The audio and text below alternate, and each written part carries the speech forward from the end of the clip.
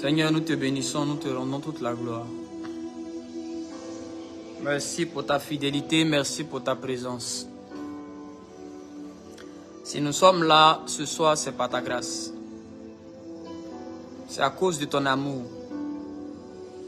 Et nous voulons te dire merci. Merci d'être avec nous. Merci d'être pour nous, Jésus. Permettez-moi juste d'augmenter le volume, de régler le micro. Voilà, shalom famille, j'espère que vous vous portez bien. Aujourd'hui, c'est pas pour les astuces, c'est juste une école de sagesse. Voilà, les samedis, par la grâce de Dieu, chaque fois que le Seigneur va nous donner vraiment la force nécessaire, nous allons chaque samedi essayer d'apporter un message qui va s'inscrire dans une sorte d'école de sagesse. Voilà, il y a des choses dont on a besoin. Il y a des choses que nous allons acquérir. Il y a des niveaux auxquels nous allons parvenir que par la sagesse de Dieu. Et vraiment, je souhaiterais par l'aide du Saint-Esprit que vous me suiviez avec vraiment beaucoup d'attention. Nous commençons aujourd'hui nos moments de samedi. C'est-à-dire tous les samedis, on aura ce qu'on appelle école de sagesse. Et le thème de ce soir, c'est les deux voies de la délivrance. Les deux voies de la délivrance. Et notre texte de base est tiré d'Exode chapitre 3, à partir du verset 4 jusqu'au verset 8. Alors nous allons prier et recommander ce moment au Seigneur, demander à Dieu par son esprit de nous enseigner. Commence à liker et à partager afin que ce live-là ne soit pas supprimé. Stéphanie Mabouka, Dieu te bénisse abondamment. Mackenson, Alteus, que Dieu te bénisse abondamment. Je salue rapidement quelques personnes. Nia Ruth, Yobono, Dieu te bénisse abondamment. Jairus, Franck, Dieu soit avec toi. Jean-Claude Delogne, que la main de Dieu soit sur toi. Rapidement, qui est là? Samuel Gédéon, que la main de Dieu te localise. Je salue rapidement le peuple de Dieu qui est là. Je salue rapidement. Tu commandes, ton nom apparaît ici, je te salue rapidement. Je prie déjà que l'atmosphère de là où tu es et tu es connecté à ce live soit disposée afin que tu reçoives ce qui est pour toi en ce jour, pour que tu sois vraiment béni comme le ciel veut que tu sois béni. Je prie que quiconque s'oppose à ton élévation soit frappé par la main de Dieu. Je déclare maintenant que la main de Dieu te localise, peu importe où tu es, que la main de Dieu vienne sur toi pour opérer des miracles et que les portes qui étaient fermées hier s'ouvrent maintenant. Ouin menu, que Dieu te bénisse. Sylvie Nabila, que la main de Dieu commence maintenant à déterrer tout ce que Dieu n'a pas semé sur ton chemin. Que la main de Dieu enlève toutes les mauvaises semences de la vie de Sidonie Ake et que le pasteur Marcel Tiendrebeogo soit visité par une forte onction qui va opérer avec lui, que pas comme Yobo, soit touché par la gloire et par la grâce de Dieu et que ce qui était limité, impossible, devienne possible à partir de ce soir. Alors sans plus tarder, que Dieu vous bénisse, nous allons prendre nos Bibles rapidement et puis nous allons entrer dans les choses de l'esprit. Les choses de l'esprit, écrit en commentaire, école de sagesse. Exode chapitre 3, à partir du verset 4 jusqu'au verset 8, je lis rapidement la parole de Dieu. Suivez-moi s'il vous plaît, likez, partagez s'il vous plaît. Je lis la parole de Dieu. L'Éternel vit qu'il se détournait pour voir, et Dieu l'appela du milieu du buisson et dit, Moïse, Moïse. Il répondit, me voici. Dieu dit, n'approche pas d'ici, ôte tes souliers de tes pieds, car le lieu sur lequel tu te tiens est une terre sainte. Et il ajouta, je suis le Dieu de ton père, le Dieu d'Abraham, le Dieu d'Isaac et le Dieu de Jacob. Moïse se cacha le visage car il craignait de regarder Dieu.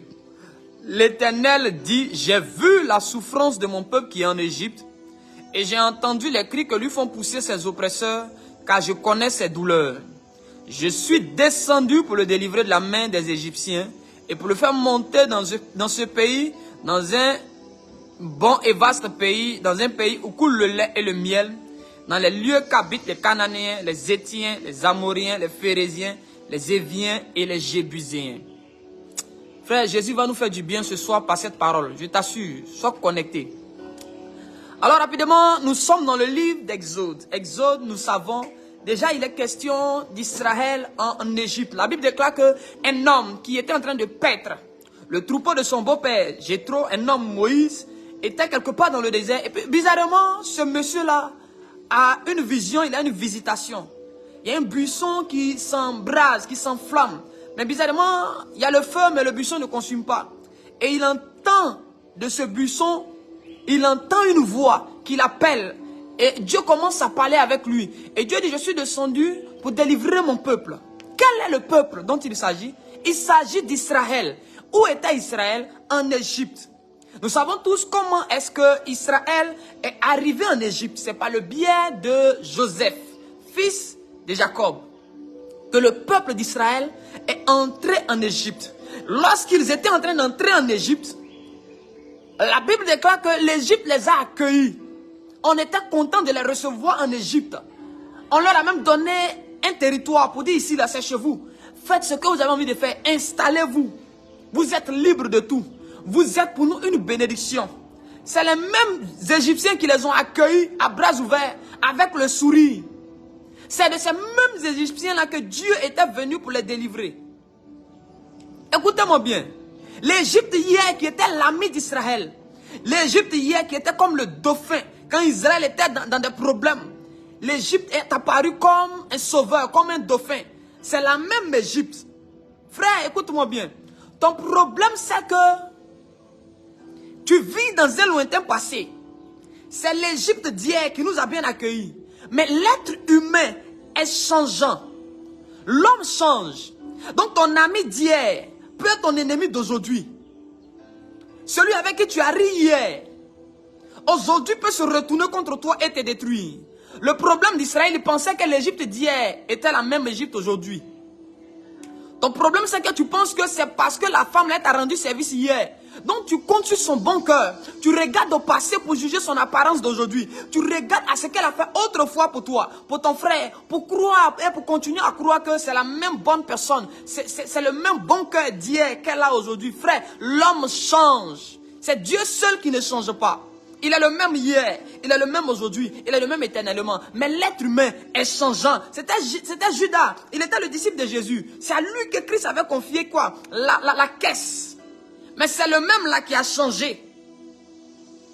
Ton problème c'est que tu penses que les hommes là, ils ne vont pas changer. Comme il a été gentil à toi hier, alors il est toujours mon ami. Il peut être ton ami hier. Il va dormir, il va se réveiller comme étant ton ennemi. Alors tu dois toujours examiner. Tu dois toujours faire attention à ceux qui t'entourent. Ceux qui t'entourent. Tu dois toujours demander à Dieu, est-ce qu'ils sont encore avec toi? Est-ce que c'est la même personne? C'est Pierre que Jésus avait appelé, mais à un moment donné, Jésus a compris que Pierre avait retourné sa veste. Il dit, arrière de moi Satan. C'est le même Pierre que Jésus a dit, viens, je ferai de toi pécheur d'homme. C'est au même Pierre là qu'il a regardé. Il dit, arrière de moi Satan. Ton problème c'est que tu te bases sur les choses du passé pour continuer à juger. Ton ami, c'est vrai, hier elle était ton amie. Hier vous riez ensemble. Mais qu'est-ce qui prouve qu'elle est encore ton amie aujourd'hui? C'est les mêmes Égyptiens qui nous ont accueillis hier. C'est les mêmes là qui ont commencé à nous maltraiter. Nos ennemis d'aujourd'hui étaient nos amis d'hier. Et ce qui tue beaucoup de personnes, c'est qu'il est resté dans le passé. Il croit que comme la personne m'a aidé hier, comme elle était gentille avec moi, alors je ne crois pas que la personne est mon ennemi. Ceux qui empoisonnent les gens sont ceux que les gens ont considérés comme leurs amis. Celle qui t'a fait perdre ton foyer, c'est celle que tu as considérée comme ta meilleure amie. C'est vrai, hier, elle était ta copine, elle était prête à se battre pour toi. Elle te donnait de bonnes idées. Mais à un moment donné, son cœur a changé. Tu peux marcher avec quelqu'un aujourd'hui. Vous partez dormir, mais la nuit, là, on lui donne la sorcellerie. Hier, il était ton ami, il n'était pas sorcier. Mais ce qui s'est passé la nuit, là, toi, tu ne sais pas. Il se réveille avec un pouvoir de la sorcellerie. Il se réveille avec une nouvelle mission, avec de nouveaux objectifs. Et maintenant, au lieu de t'aider, maintenant, il décide de te détruire. C'est pourquoi chaque matin, quand tu te réveilles, la Bible dit que les bontés de l'Éternel se renouvellent chaque instant. Tu dois toujours examiner la vie des gens qui t'entourent. Tu dois toujours examiner la vie des personnes qui t'entourent. Ne regarde pas au passé pour dire non, oh, lui là il est bon. Hier là il m'a sorti de telle situation. Donc je peux toujours compter sur lui. Frère, tu vas mourir vite. Beaucoup pleurent aujourd'hui. Parce que ces gens-là regardent dans le rétroviseur de la vie. Nos amis d'hier peuvent devenir les ennemis d'aujourd'hui ou les ennemis de demain. Ainsi, nos ennemis d'hier peuvent devenir nos amis d'aujourd'hui. Quelqu'un qui t'a combattu hier, celui-là peut se repentir. Celui-là peut changer de vie. Celui-là peut se rendre compte qu'il a mal agi et il peut revenir. Malheureusement, en voulant te baser sur le passé, tu peux considérer quelqu'un que Dieu t'a envoyé pour t'aider comme un ennemi toujours. Quelqu'un n'a pas compris. Écoutez-moi bien. Il était peut-être hier ton ennemi. C'est cet ennemi-là. Il a changé, il s'est repenti. Il a été transformé. Et tu dois comprendre, c'est pourquoi je dis examiner les cœurs, examiner les hommes chaque jour. Il doit y avoir un examen quotidien des gens qui nous entourent. Sinon, nos amis peuvent devenir nos ennemis. Et nos ennemis qui ont changé de camp et qui ont décidé d'être des amis pour nous. On peut les rejeter, on peut les repousser. On peut refuser leur aide. Pourquoi? Parce qu'on croit qu'ils sont encore nos ennemis. Parce que si nos amis peuvent devenir nos ennemis, c'est que nos ennemis peuvent devenir nos amis. Parce que la repentance, c'est l'usine de transformation, de changement de l'être humain.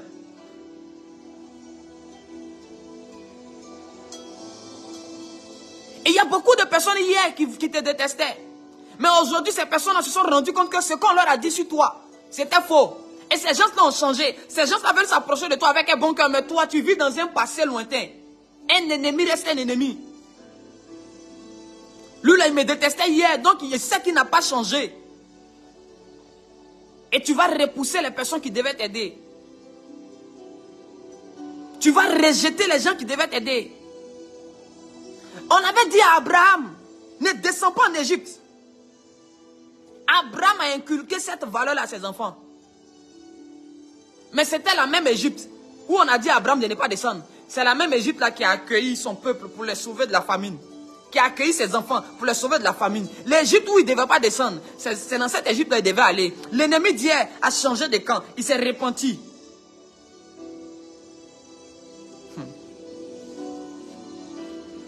Est-ce que je peux avancer?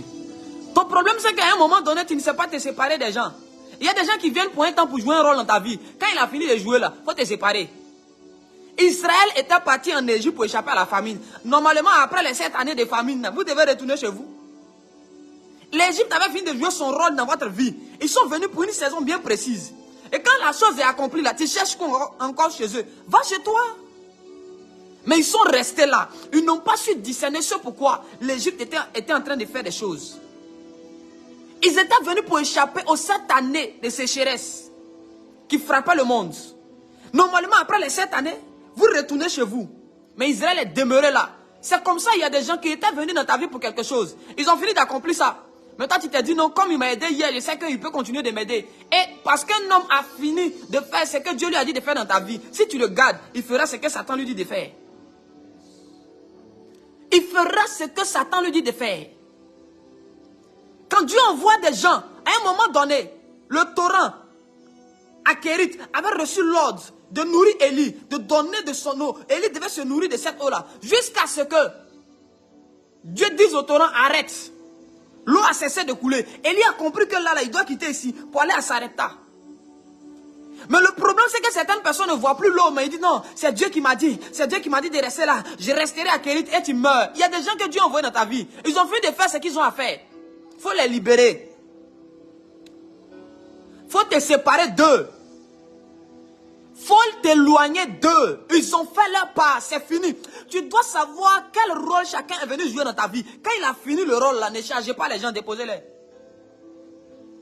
Déposez-les rapidement. Parce que ce qui te tue aujourd'hui, c'est ce que tu as chargé. Comme hier, il a fait ça là. Tu t'es dit que non, je dois continuer. Tu ne dois pas continuer. Ce n'est pas avec tout le monde qu'on continue. Et il y a des gens, à un moment donné, il faut les laisser. Ils ont fini leur part. Ta vie là, c'est un scénario. Chacun vient jouer son rôle. Et puis il s'en va. Et il y a des gens avec lesquels on traîne, qui sont dans nos vies, qui ne servent à rien. Ils ont fini de faire leur part. Après ça, c'est fini. C'est fini.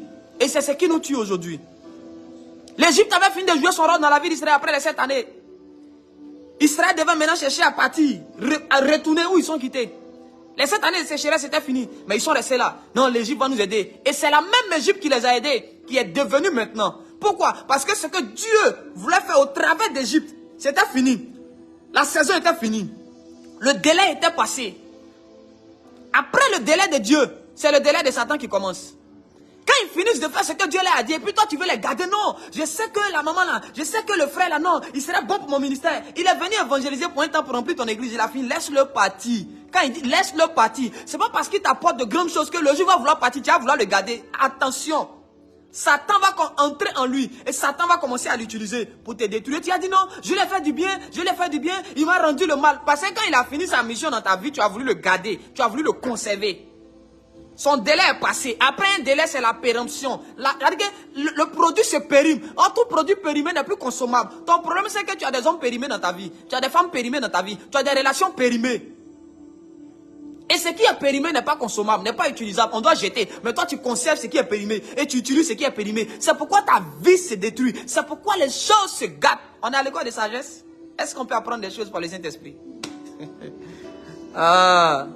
L'Égypte a fini, déposez la. Non, regardez, c'est l'Égypte. Non, hier, ils m'ont fait du bien. Ils t'ont fait du bien. Ça ne veut pas dire que tu dois les charger. Dépose-les. Tu peux venir te reconnaître de temps en temps. Mais, séparation. Pas division, séparation. On n'a pas dit division, on dit séparation. Que Dieu te sépare de toute personne qui a fini de faire sa part dans ta vie et dans ta destinée. Que Dieu les enlève. Parce que tant qu'eux, ils sont là, il y a de nouvelles personnes qui ne peuvent pas venir. Il y a de nouvelles personnes qui doivent venir jouer un rôle dans ta vie. Il y a de nouveaux acteurs de ta destinée qui ne peuvent pas rentrer tant que ceux-là sont là. Tu ne peux pas aller à Canaan si tu ne quittes pas l'Égypte. On dit avance bien. Et la Bible déclare que ce peuple-là, Israël, ils ont crié à Dieu. En fait, ne peut crier à Dieu qu'une personne qui se rend compte qu'elle a besoin de Dieu. Israël n'a à crier à Dieu. Pour crier à Dieu, c'est qu'Israël s'est rendu compte que là où on est là, la situation dans laquelle je suis, les circonstances dans lesquelles je me trouve, quand je regarde la vie de mes enfants, quand je vois la vie de mon époux, quand je vois la vie de mon épouse, quand je vois mon ministère, quand je vois ma société, quand je vois mes entreprises, quand je vois mes affaires, je dois crier à Dieu. Je dois crier à Dieu. Ton problème, c'est que tu veux associer Dieu aux hommes. Oh, Dieu ne s'associe pas. C'est le même qui s'est présenté à Moïse comme je suis. Il est unique. Israël n'a pas crié à plusieurs hommes. Le problème, écoutez, tu dois crier à Dieu. Appelle Dieu dans ton affaire. Lui seul suffit pour régler ton problème. Dieu seul suffit. Dieu seul, il est unique. Il s'est présenté à Moïse comme étant le Dieu d'Abraham. Il dit je suis. Il n'a pas dit nous sommes. Il est unique. Celui de qui tu as besoin, c'est de Dieu. Ton problème, tu cries à Dieu, puis tu cries à ton oncle. Tu cries à Dieu, tu cries à ta tante. Tu cries à Dieu, tu cries aux hommes. Dieu ne partage pas sa gloire. Dieu ne s'associe pas. La Bible dit qu'au commencement, Dieu créa. Dieu n'a pas besoin d'aide. Il n'a pas besoin d'association pour agir. Frère, il n'a pas besoin de s'associer aux hommes pour faire une œuvre, pour accomplir quelque chose. Ton problème, tu veux associer Dieu aux hommes. Israël a compris. Nous devons crier à ce Dieu-là. Crie à Dieu. Comprends que tu as besoin de lui. Parce qu'un homme qui ne se rend pas compte qu'il a besoin de Dieu ne peut pas crier à Dieu. Israël a compris que là où on est là, c'est Dieu seul. Je prie que tu comprennes que tu as besoin de Dieu. Pas d'argent, mais de Dieu. Pas d'argent, mais de Dieu. Tu n'as pas d'abord besoin des hommes. Tu as d'abord besoin de Dieu. Tu n'as pas d'abord besoin d'argent. Tu as d'abord besoin de Dieu. Israël était en Égypte. Ils ont compris. Ils pouvaient dire non, on va chercher à prier pour que les nations qui sont autour de l'Égypte viennent à notre secours. Ils ont compris que non, ça ne marchera pas. Il n'y a que Dieu seul. Ce que tu vis, ce que tu traverses, n'appelle pas d'abord un prophète, n'appelle pas d'abord un docteur, ni un pasteur, ni un évangéliste, n'appelle pas d'abord un prêtre. Appelle Dieu d'abord. Appelle Dieu. Israël a compris. Ils disent, crions à Dieu. Il n'y a que Dieu seul qui puisse changer les circonstances de notre vie. Il est le Tout-Puissant. Il n'a pas changé. Il est le même hier. Il est le même aujourd'hui. unique en son genre. La Bible n'a pas dit qu'ils sont les mêmes hier, ils sont les mêmes aujourd'hui. Il n'y a pas beaucoup de dieux. Il y a un seul Dieu, mais il a beaucoup de noms. De même que tu as un nom de famille, tu as peut-être 2, 3 prénoms. Quand tu vas arriver par endroit, on va dire un prénom que les autres ne connaissent pas. Ils vont dire, ah mais c'est pas toi. Toi tu te reconnais parce que tu sais que c'est l'un de tes prénoms. Tu vas regarder en arrière, tu vas dire non, c'est l'un de mes prénoms.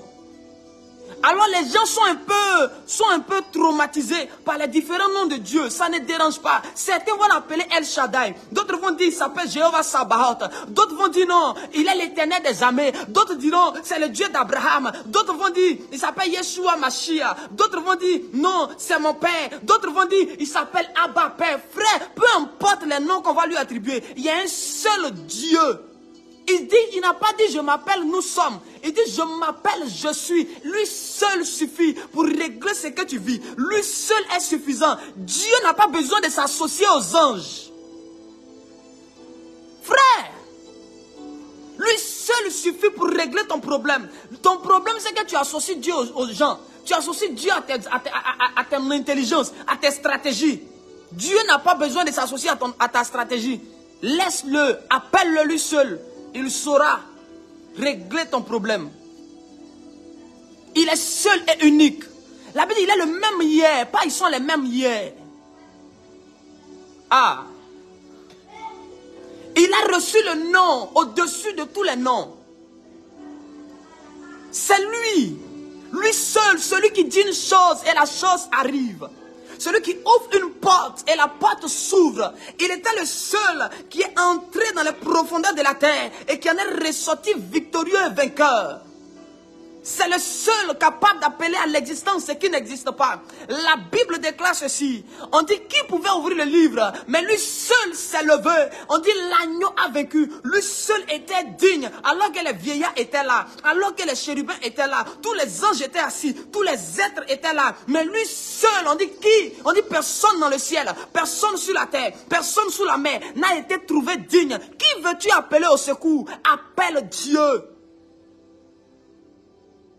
N'appelle pas d'autres personnes. Appelle Dieu. Dieu seul suffit. Frère, Dieu seul suffit pour régler ta situation. Sœur, Dieu seul suffit. Lui seul. Lui seul. Lui seul. Lorsque Lazare était mort, on l'appelle avec ses disciples, mais quand il arrive, il se présente seul devant la situation. Il se met seul face à la tombe. Il se met seul face au tombeau. Même les frères de Lazare reculent. Même les sœurs de Lazare reculent. Il dit Lazare sort. Il dit Lazare sort. Les hommes étaient venus avant lui, mais Lazare est mort malgré la présence de ces hommes. Malgré la présence des guérisseurs, Lazare est mort. Certainement, on lui avait donné des soins. Mais malgré ces soins, la maladie l'a emporté. Mais lorsqu'il est venu, il a mis tout le monde de côté. Il a dit, Lazare sort. Parce que Dieu seul suffit pour changer les circonstances de ta vie. Le jour où tu vas comprendre que tu as besoin seulement que de crier à lui. Ce qui te manque dans ta vie pour réussir. Ce qui te manque dans ta destinée pour qu'elle se réalise. Pour que les promesses se réalisent dans ta vie. Écoutez-moi bien, ce n'est pas l'argent qui te manque. Ce n'est pas l'argent qui te manque, c'est Dieu qui te manque. C'est Dieu qui te manque, frère. C'est Dieu qui te manque, soeur. Tu dois crier à lui, tu dois l'appeler. Quand lui seul va descendre dans ta vie, tu verras les choses changer. En lui, il y a tout. En lui, on a la vie. En lui, on a la paix. En lui, on a la domination. En lui, on a le règne. En lui, on a le salut. Écoutez, Lazare, les gens pleuraient chez lui. Mais Jésus est venu, lui seul, transformer funérailles en fête. Jairus avait perdu son enfant. Mais lorsque Jésus est apparu, la Bible déclare, il a chassé tout le monde et c'est lui seul qui a parlé. Frère, ton problème c'est que tu crois que Dieu seul ne suffit plus. Oh non, on essaie d'associer des choses à Dieu, on essaie d'associer nos diplômes à Dieu, on essaie d'associer nos connaissances à Dieu. N'associe pas Dieu à un homme, n'associe pas Dieu à tes capacités, n'associe pas Dieu à tes qualités. Dieu seul se suffit. Dieu seul se suffit. Il a dit à Moïse, je m'appelle, je suis. Il dit, je m'appelle, je suis. Arrête d'associer Dieu à tes connaissances. J'ai une relation ici, je vais l'appeler, puis on va prier Dieu. Tu vas associer Dieu à l'homme que tu connais. Tu vas associer Dieu aux connaissances que tu as. Écoutez-moi bien.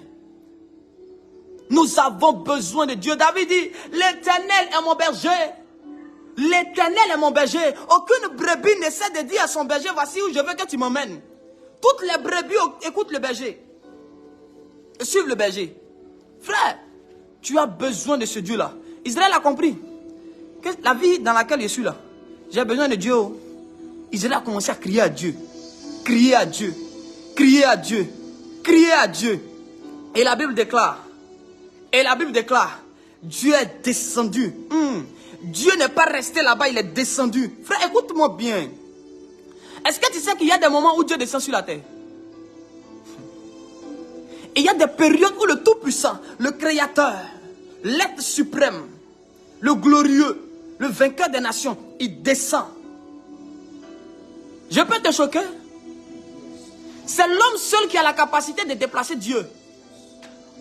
C'est l'être humain seul qui a la capacité de faire descendre Dieu sur la terre pour agir. Je me souviens lorsque Gabriel venait donner la nouvelle à Daniel et qu'on a attrapé Gabriel en haut là-bas. Gabriel avait les problèmes. Peut-être que Gabriel a crié, Dieu ne s'est pas déplacé. C'est Michael qui s'est déplacé.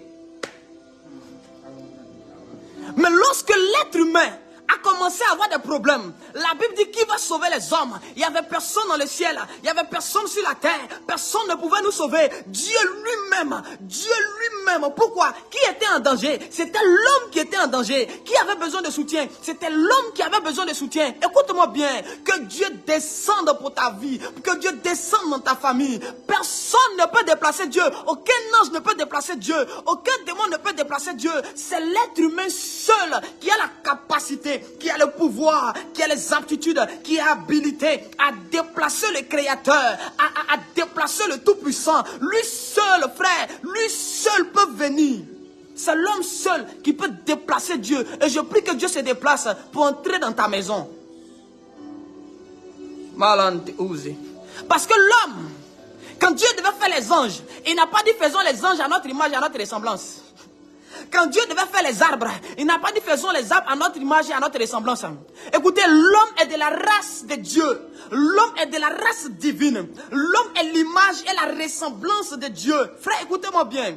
L'homme est l'image et la ressemblance de Dieu. En d'autres termes, parmi toute la création divine, l'homme est le préféré de Dieu. L'homme est la prunelle de Dieu. L'homme est le chouchou de Dieu. C'est pourquoi quand il a fallu sauver l'homme, les anges ont dit, nous on ne met pas nos bouches dedans. Les 24 veillants ont dit, nous on ne met pas nos bouches dedans. Les entités suprêmes, personne ne s'est présenté. Alors Jésus s'est levé. Dieu lui-même a dit, j'irai les sauver. J'irai vers eux, je les sauverai. Parce que c'est mon image, c'est ma ressemblance. Écoute-moi bien, on veut te faire croire que tu n'es personne. On veut te faire croire que tu n'as pas de valeur. Tu es la personne seule pour qui Dieu, le Tout-Puissant, peut se déplacer. Tu es la personne seule qui peut déplacer le vainqueur des nations, le Tout-Puissant, c'est-à-dire l'autorité des autorités. C'est ton cri qui peut le déplacer. C'est à cause de toi ce que Dieu peut descendre sur la terre pour agir. Quand Satan s'est rébellé, et puis on l'a chassé, on l'a frappé, on l'a chassé, parce qu'aucun ange ne peut appeler, ne peut déplacer Dieu. Satan dit, pourquoi quand j'ai chuté, Dieu n'est pas venu à mon secours? Mais quand l'homme a chuté, Dieu est venu. Au point où Dieu même a tué un animal, et puis il a couvert Adam et Ève. Tu n'es pas n'importe qui. Ne laisse personne te faire croire que tu n'es rien, que tu n'es personne. Même si tu n'as pas l'argent, tu as Dieu. Même si tu n'as pas beaucoup de grosses maisons, tu as Dieu.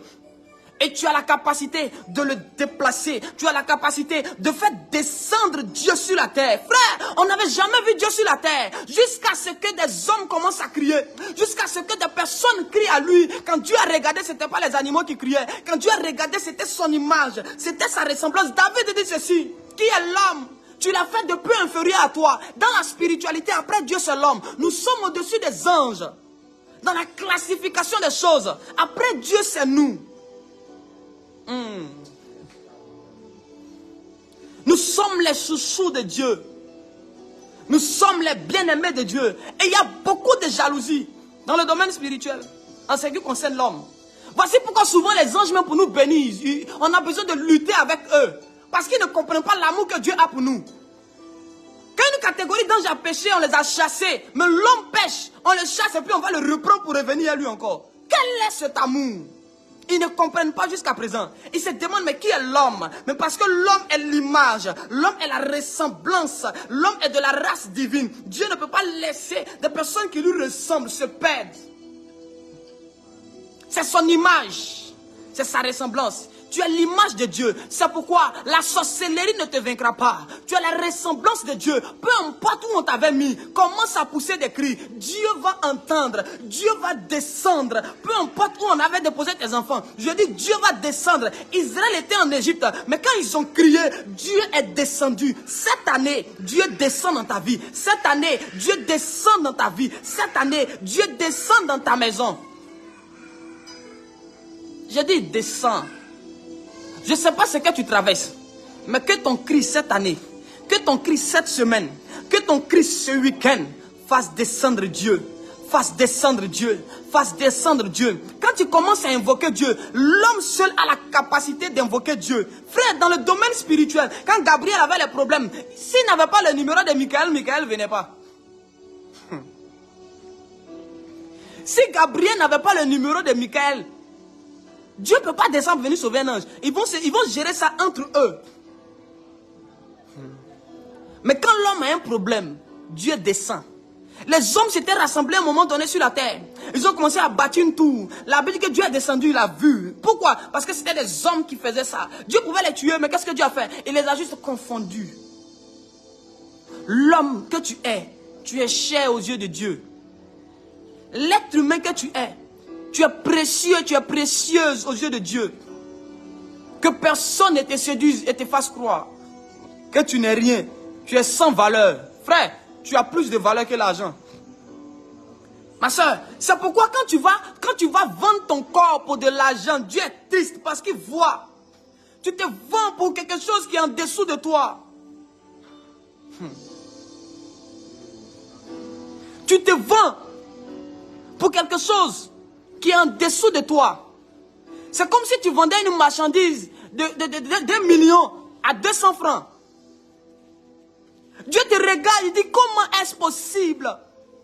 Comment est-ce possible? Mon image, ma ressemblance. Tu es de la race de Dieu. Toi seul as la capacité de déplacer Dieu. Donc que personne ne te fasse croire que c'est fini pour toi. C'est jamais fini pour toi. Peu importe le nombre de tes ennemis, quand Dieu va descendre dans ton affaire, David dit ceci, il dit quand je marche dans la vallée de l'ombre de la mort, je ne crains aucun mal. Pourquoi? Car tu es, Dieu est. Tant que Dieu descend, peu importe où tu es, même si tu entres dans les eaux ne vont pas te noyer, les eaux ne vont pas te submerger. Même si tu marches dans le feu ne te brûlera pas, frère. 1000 à ton côté, 10 000 à ta droite. Pourquoi? Parce qu'il est présent, parce que Dieu est descendu. Quand Dieu descend, même quand on te jette dans la fournaise ardente, à cause de sa présence, le feu devient ton parfum, le feu devient ta pommade. Je ne sais pas quelle flèche on lance sur toi qui jusque-là arrive à te déstabiliser. Mais il faut que Dieu vienne pour que, écoute-moi bien, le mal qu'on veut te faire soit transformé en bien. Parce que quand Dieu est présent, même les flèches de tes ennemis deviennent comme des turbopropulseurs qui t'emmènent dans l'accomplissement de ta destinée. Il faut seulement qu'il soit là. Il fallait qu'il soit là, dans la fosse au lion. Il fallait un autre lion, plus puissant que les lions qui étaient dans la fosse où on avait mis Daniel. Parce que le lion des lions était là. Il ne pouvait pas toucher à Daniel. Pourquoi? Il y avait un autre lion qui était là. Quand Dieu est là, peu importe où on te dépose, peu importe, quand Dieu est avec toi, peu importe où on te jette, tu vas produire. On prend Joseph ici, on l'envoie en Égypte, il produit. On prend Joseph ici, on l'envoie en prison, il est chef là-bas encore. Partout où Jacob creuse un puits, l'eau sort. Les gens s'étonnent. On se pose la question, mais ce gars, on va le mettre où? On va faire quoi avec lui? Tout ce qui touche est béni. Quand Dieu descend, les gens ne comprennent pas. Tout ce que tu touches, ça réussit. Quand Dieu est avec toi, tu as l'impression que les gens disent c'est la chance. Il a la chance, elle a la chance. Tout ce qu'elle touche est béni. Tout ce qu'elle touche est béni. Quand elle touche telle chose, ça réussit. Quand il touche telle chose, ça réussit parce que Dieu est avec toi. Quand il est avec toi, rien ne te résiste. Il marchait avec Moïse. Quand la mer l'a vu, la mer s'est ouverte. Pourquoi? Parce que la mer n'a pas regardé Moïse pour reculer. La mer n'a pas regardé le peuple pour reculer. La mer a vu le Dieu qui est descendu pour s'ouvrir et pour laisser passer le peuple avec lequel Dieu marchait. Quand Dieu marche avec toi, frère, écoute-moi bien, même le rocher va vomir l'eau pour toi. Même si le rocher n'avait pas l'eau, mais le rocher va presser ses entrailles et va vomir l'eau pour toi. Ils n'ont pas acheté la nourriture, mais parce que Dieu était là, la nourriture pleuvait chaque matin. La présence de Dieu est la seule chose qu'il te faut pour réussir. Écoutez-moi bien, école de sagesse. Alors, il existe deux voies principales de la délivrance. La Bible dit que Dieu dit à Moïse, je suis descendu pour délivrer. Dieu est descendu pour te délivrer cette année. Dieu est descendu pour te libérer cette année. La délivrance s'opère à deux niveaux. Premièrement, il y a ce que j'appelle la délivrance du corps humain. C'est-à-dire que ça, c'est le premier volet de la délivrance. La première des choses que Moïse devait faire, c'était d'aller faire sortir Israël de l'Égypte. Ça, c'est la phase A. Faire sortir Israël de l'Égypte. Il a fait sortir Israël de l'Égypte. Et puis la deuxième phase, faire sortir l'Égypte d'Israël. Est-ce que quelqu'un a compris? Les deux voies de la délivrance. On doit d'abord faire sortir Israël de l'Égypte. Ensuite, on fait sortir l'Égypte maintenant d'Israël.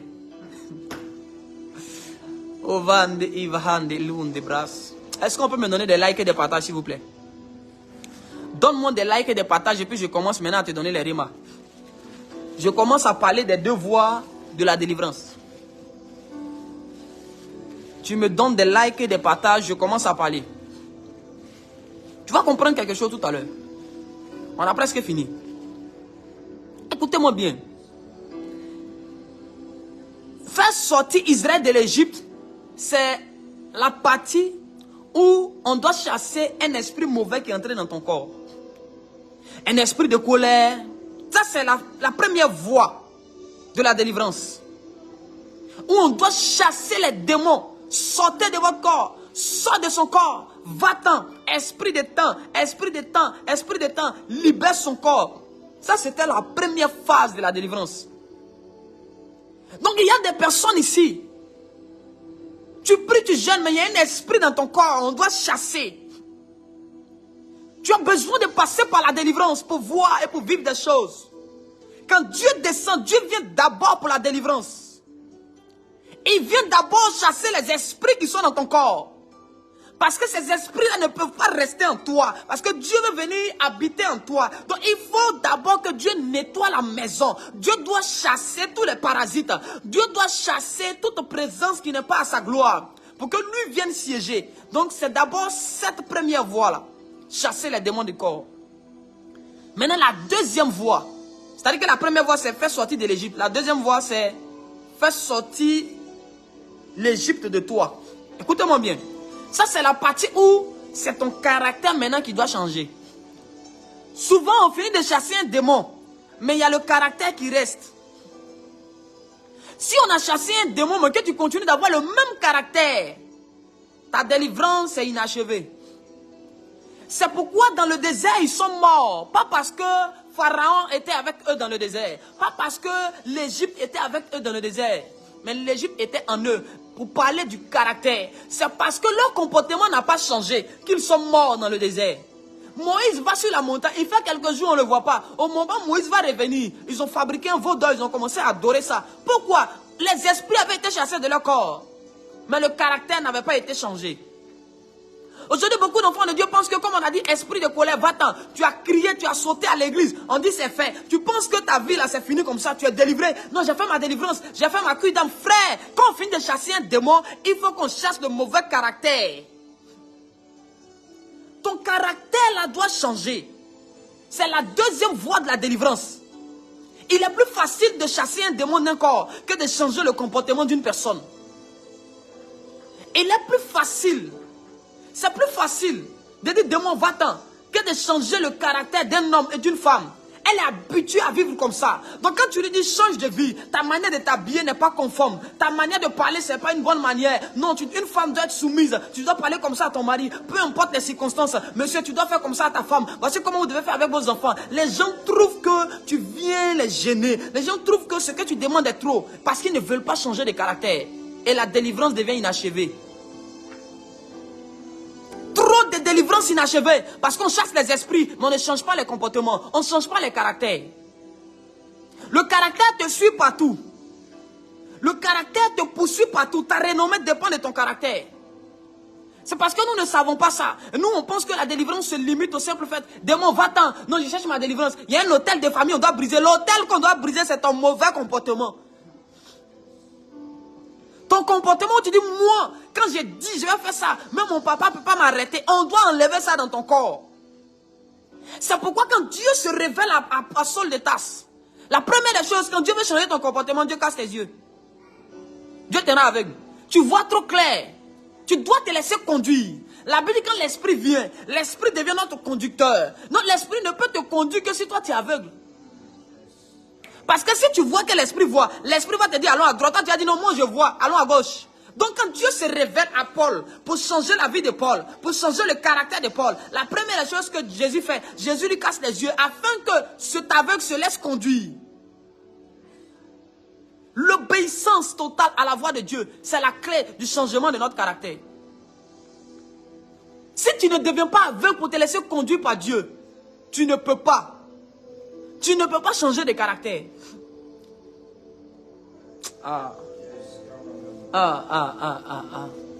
Beaucoup de personnes disent Seigneur, Seigneur, tu as commencé bien achevé, mais ton comportement là, c'est le même comportement d'hier que tu as encore aujourd'hui. C'est le même caractère que tu as encore. Et c'est à cause de ce comportement-là que tu ne vois pas certaines choses. La Bible dit quoi? Ne donnez pas les choses au Saint-Porc.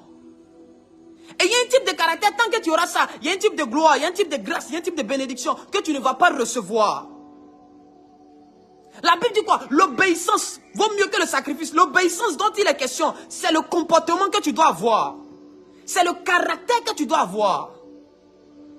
Quel caractère nous avons? Un homme qui obéit à Dieu est plus puissant qu'un homme qui passe son temps à jeûner, mais qui finit par désobéir à Dieu après ses jeûnes. Tu peux faire 100 jours de jeûne, mais pas une simple instruction. En fait, le caractère ne change que lorsque nous nous soumettons aux instructions de Dieu. Dieu te dit aujourd'hui, mon enfant, tu dois rester à la maison calme. Toi, tu dis non, je vais sortir, aller évangéliser. Je vais aller gagner les âmes. Le Saint-Esprit te dit reste à la maison. Reste là. On avait dit qu'aux apôtres, on dit restez à Jérusalem. Ne sortez pas. Jusqu'à ce que vous recevez. C'était un caractère. Il devait se soumettre. Il devait obéir à l'instruction pour recevoir l'Esprit. Sinon, s'il sortait de Jérusalem, pas fait 150 jours de jeûne, il n'allait pas recevoir le Saint-Esprit. Ils n'allaient pas recevoir. Pourquoi? Parce qu'ils n'ont pas eu le caractère. Ils ne se sont pas alignés avec la volonté parfaite de Dieu. C'est le caractère. C'est ton caractère qui te fait défaut. Sinon, les démons là sont partis. Tante Monica là, elle est partie. Mais le comportement là demeure. C'est plus facile de chasser un démon que de changer le... Parce que l'habitude devient une seconde nature. Donc ça devient comme une partie de toi. Ça devient comme un réflexe. Et pour venir changer ça, c'est comme un mécanisme qui a été mis en place, qui a été déclenché. Et qui conditionne tes réactions en fonction des actions et des circonstances. Du coup, dans telles circonstances, on sait que toi, naturellement, voici comment tu vas réagir. Voici comment tu vas réagir. On sait que si tu as entendu telle chose, voilà la réaction que tu vas avoir. Satan est sûr à 100% de tes réactions. Pourquoi? Parce qu'il maîtrise ton caractère.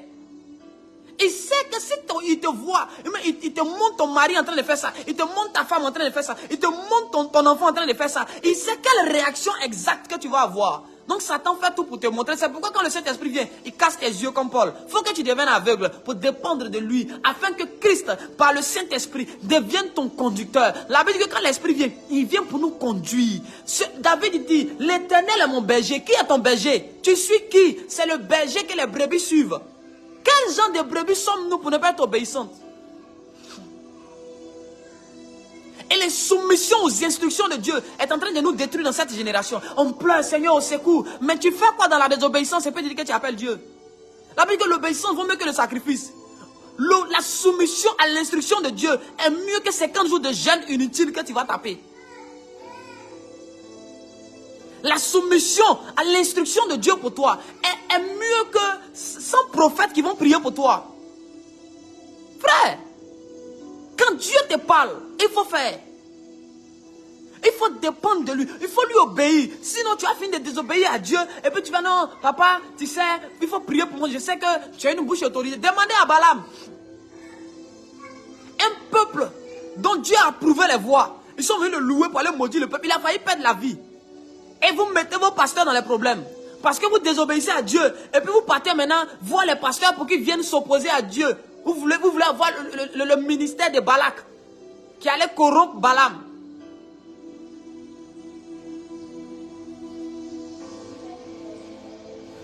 Si tu ne changes pas de comportement, tu n'es pas délivré. Tu dois changer de caractère. C'est la deuxième vague. On te sort de l'Égypte et on sort l'Égypte en toi. Beaucoup sont sortis de l'Égypte, mais l'Égypte est en eux.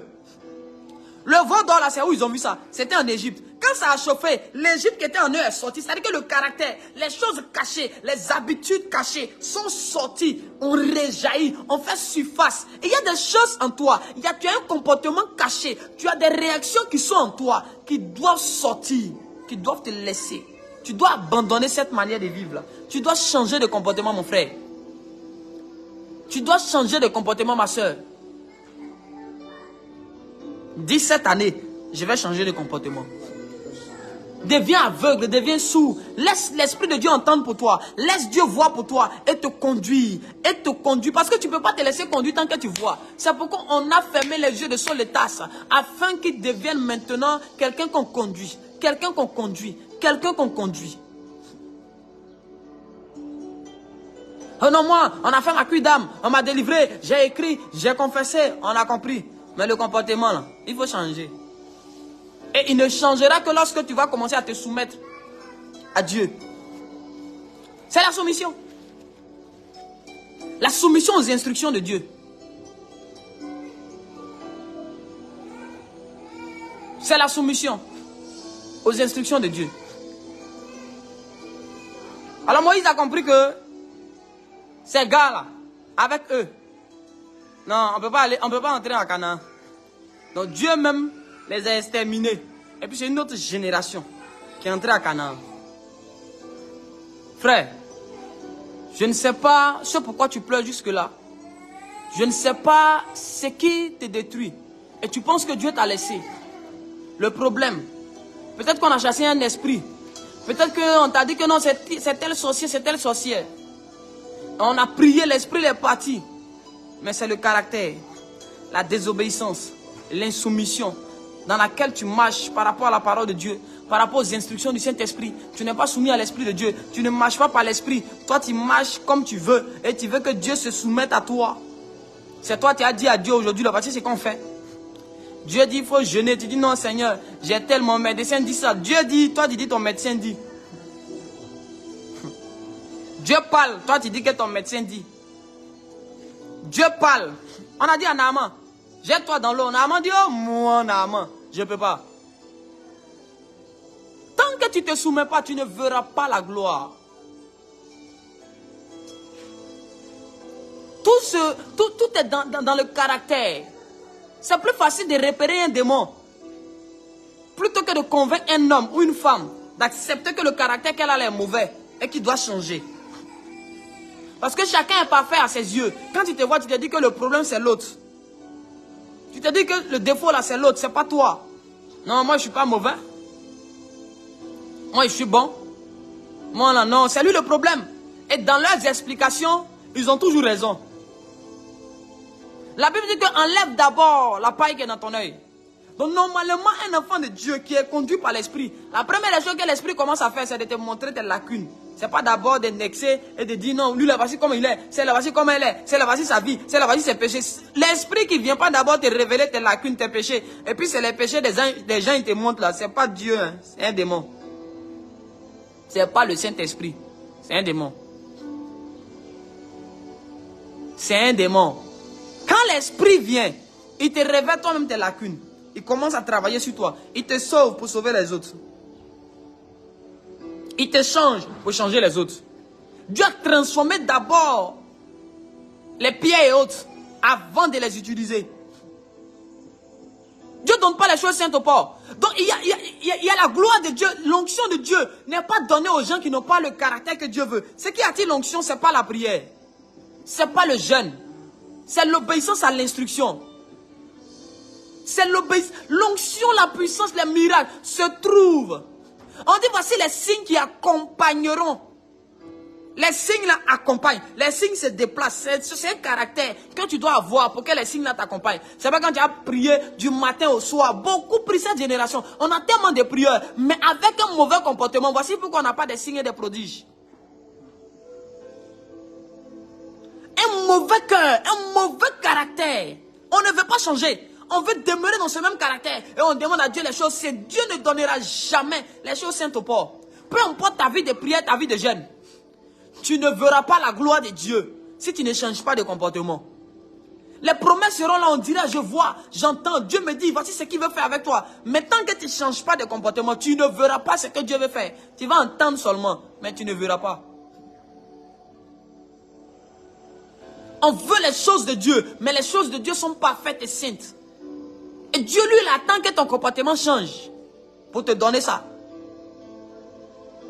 C'est ton caractère que Dieu regarde. Donc quand vous dites non, Dieu ne regarde pas l'apparence. Dieu regarde au caractère. Dieu regarde au caractère. C'est à cause du comportement de David que Dieu l'a choisi.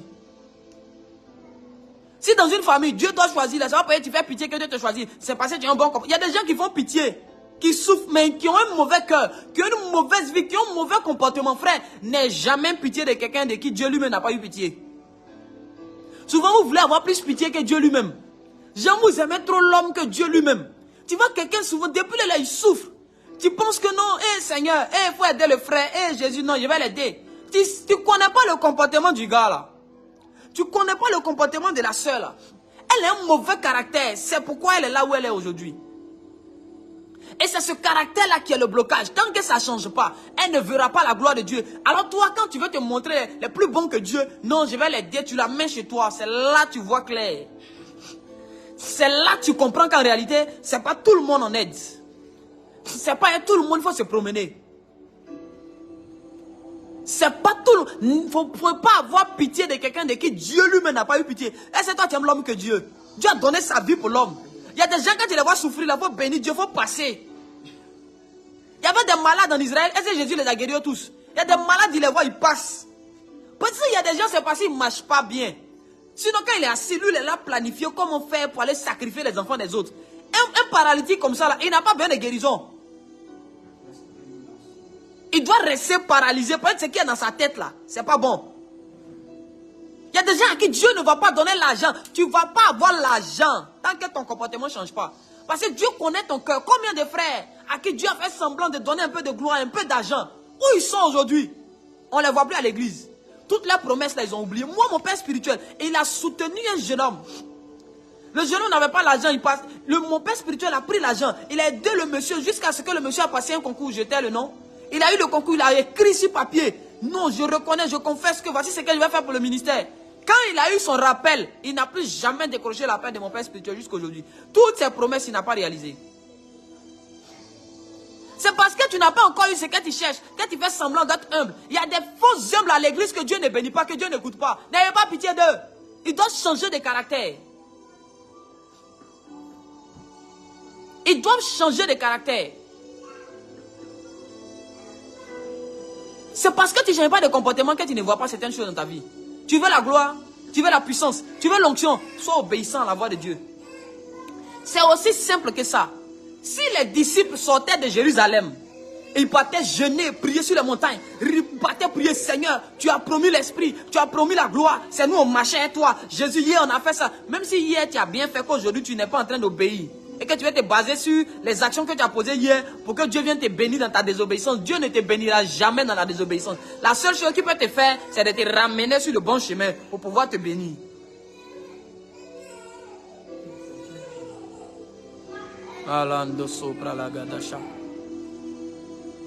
Dis cette année, je vais changer de comportement.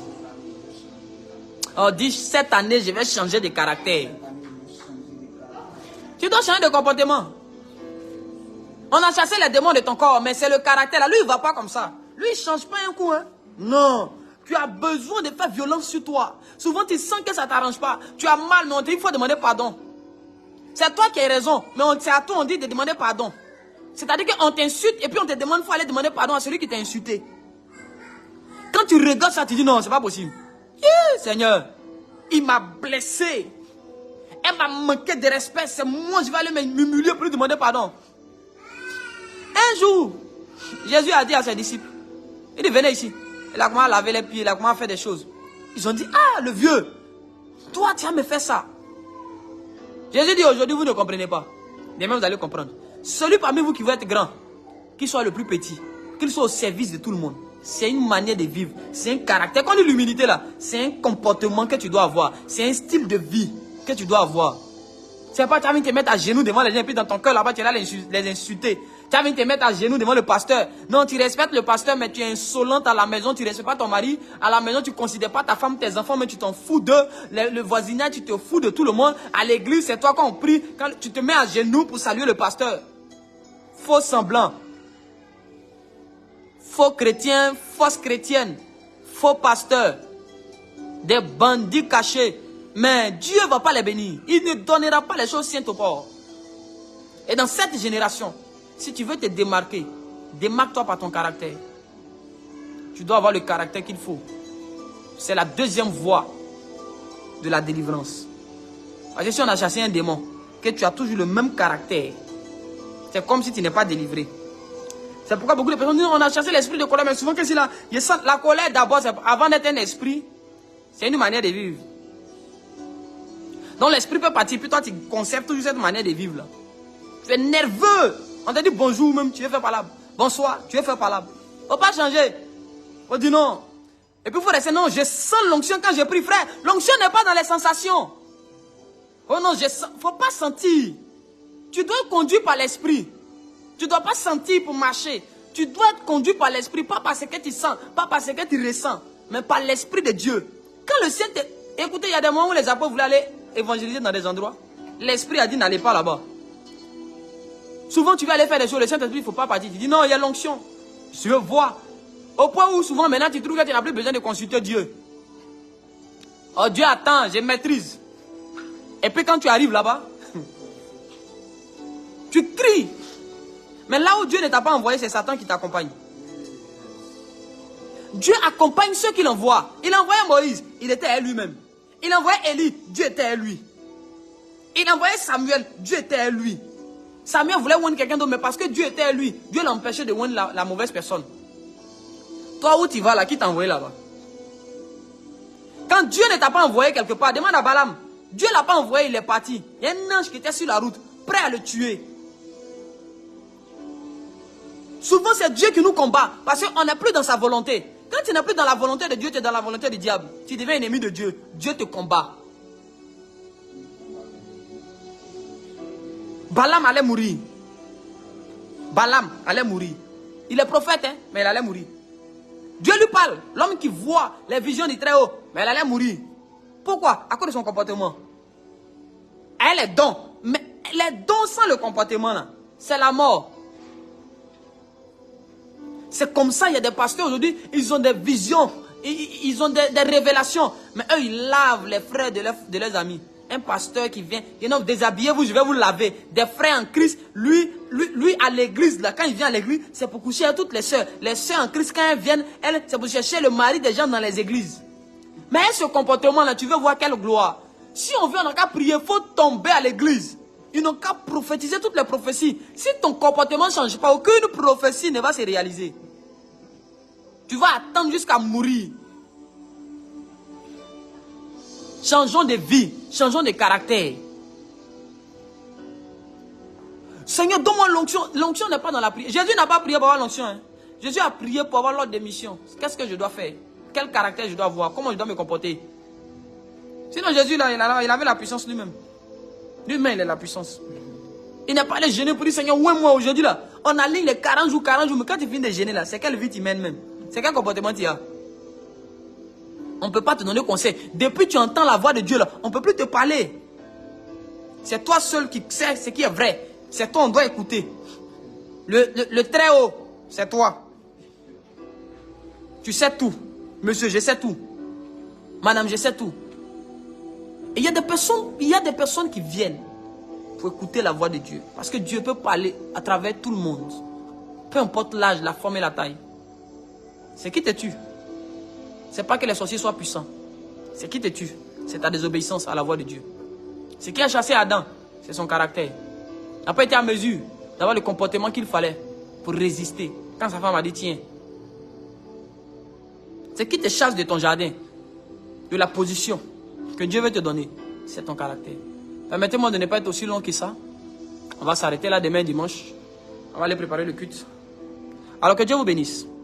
Tu as été béni par ce live. N'hésite pas à partager, à liker, à t'abonner. Dis cette année, je dois changer de comportement. Que Dieu vous bénisse. Que la main de Dieu soit encore sur vous. C'est toujours un honneur, un plaisir pour moi d'être l'instrument de Dieu pour nous parler, nous enseigner. Parce que moi-même, là, je m'édifie aussi à travers les lives. J'écoute, je réécoute pour recevoir aussi ma part et pour mettre en pratique. Que Dieu vous bénisse. Que la main de Dieu soit encore sur vous. Si tu es du côté d'Abidjan, tu es mon invité demain à 9h00. Nous sommes à Yopougon, Nyangono Academy, fin Goudron. Quand tu arrives net, il faut m'appeler. Tu m'appelles, on vient te chercher. On fait le culte ensemble, on finit à 11h30 tout au plus. Et puis on a fini. On peut finir avant ça, mais tout au plus, normalement, on doit finir à 11h30. Que Dieu vous bénisse. Que la main de Dieu soit encore sur vous. Alors je profite de l'instant pour passer une annonce. Voilà. Actuellement, j'ai deux grands besoins. J'ai besoin d'un piano et j'ai besoin de chaises. Voilà, là je suis à l'église. Hein. Permettez-moi juste de vous montrer. Là je suis à l'église. Voilà, voici l'église. Et j'ai besoin de chaises et de pianos. Tu es peut-être béni par le ministère. Peut-être que tu n'as jamais eu l'occasion d'acheter peut-être une chaise, de donner un truc, participer. Nous ici, là, on te donne l'occasion. Tu achètes la chaise si tu es Abidjan. Tu achètes la chaise que tu as envie d'acheter, là, il faut acheter. Pour les chaises que tu veux acheter, tu achètes. Tu m'appelles, tu dis, ah, voici mon offrande. Nous, on prend, on en a besoin. Voilà. Avec un piano. Que Dieu vous bénisse. Que la grâce de Dieu soit encore sur vous. Que la main de Dieu continue d'être sur vous. La semaine prochaine, on va reprendre les astuces. La semaine prochaine, ça sera terrible. Les astuces qui vont sortir la semaine prochaine, là, ah, ne manque pas les astuces. Et samedi prochain encore, on aura une école de sagesse. Et il y aura encore des choses que Dieu va nous donner par sa sagesse. Ne manquez pas. Que Dieu vous bénisse. Que la main de Dieu soit sur vous. Shalom, peuple de Dieu.